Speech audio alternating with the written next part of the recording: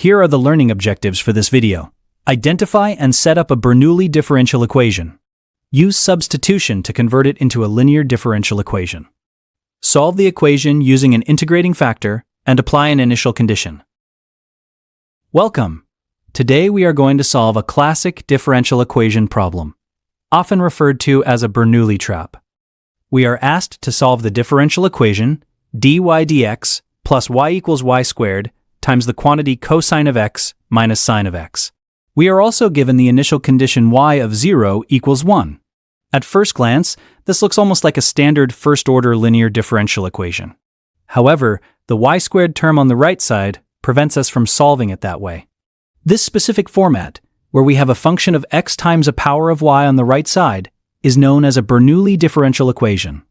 To solve it, we need to use a special substitution to transform it into a linear equation that we already know how to solve. To transform this Bernoulli equation into a linear one, our first step is to eliminate the y squared term on the right side. We do this by dividing the entire equation by y squared. This gives us y to the negative 2 times dy dx plus y to the negative 1 equals cosine x minus sine x. Now we introduce a new variable, let's call it v. The standard substitution for a Bernoulli equation is to let v equal y to the power of 1 minus m, where n is the power of y on the right side. In our case, n is 2, so we set v equal to y to the negative 1. Next, we need to find the derivative of v with respect to x, so we can substitute it back into our equation. Using the power rule and the chain rule, dv dx equals negative y to the negative 2 times dy dx. If you look closely at our modified differential equation, you'll see that the term y to the negative 2 times dy dx is exactly what we have, just without the negative sign. So, we can rearrange our derivative to say that negative dv dx is equal to y to the negative 2 times dy dx. Now we are ready to substitute v and its derivative back into the equation. Let's carefully substitute our new variable, v, into the equation. We replace the first term with negative dv dx, and the second term, y to the negative 1, simply becomes v. To put this into standard linear form, let's multiply the entire equation by negative 1. This gives us dv dx minus v equals sine of x minus cosine of x. Notice how the terms on the right side flipped signs. We have successfully transformed our Bernoulli equation into a standard first-order linear differential equation. To solve this, we need to find an integrating factor. The integrating factor is e raised to the integral of p of x dx, where p of x is the coefficient of v. Here, our coefficient is simply negative 1. Integrating negative 1 with respect to x gives us negative x, so our integrating factor is e to the negative x. Now we will multiply our entire linear equation by this integrating factor. Let's take our linear equation and multiply every term by our integrating factor, e to the negative x. This gives us e to the negative x times dv dx minus e to the negative x times v equals e to the negative x times the quantity sine x minus cosine x. The magic of the integrating factor is that the left side of our equation now perfectly collapses into the derivative of a product. By reversing the product rule, the left side is simply the derivative with respect to x of v times e to the negative x.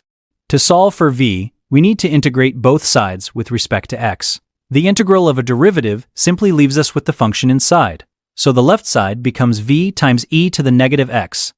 For the right side, we have to integrate e to the negative x times sine x minus e to the negative x times cosine x. You could use integration by parts here, but if we look closely, we might spot a shortcut. If we take the derivative of negative e to the negative x times sine x using the product rule, we get exactly the expression inside our integral. Therefore, the integral of the right side evaluates simply to negative e to the negative x times sine x plus our constant of integration c. Now we are incredibly close to finding our general solution. We left off with v times e to the negative x equals negative e to the negative x times sine of x plus c. To isolate v, let's multiply the entire equation by e to the positive x. This cancels out the exponential terms on the left and on the sine term, leaving us with v equals negative sine of x plus c times e to the power of x. Remember, our original equation was in terms of y, not v. Earlier, we defined v as y to the negative 1, or 1 over y. Let's substitute that back in. So 1 over y equals negative sine of x plus c times e to the power of x. Taking the reciprocal of both sides gives us our general solution. Y equals 1 over the quantity c times e to the x minus sine of x. Now, we must apply our initial condition, y of 0 equals 1, to find the specific value of our constant, c.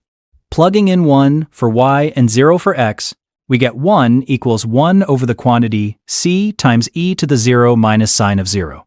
Since e to the 0 is 1 and sine of 0 is 0, this simplifies beautifully to 1 equals 1 over c. Therefore, c must equal 1. Substituting c equals 1 back into our general solution, we arrive at our final answer. The solution to the differential equation is y equals 1 over the quantity e to the x minus sine of x. Let's recap our learning objectives. First, we successfully identified the Bernoulli form and divided by y squared to set it up. Second, we used the substitution v equals y to the negative 1 to transform it into a solvable linear differential equation. Finally, we solved it using an integrating factor and applied our initial condition to find the exact solution. Great work working through this Bernoulli trap.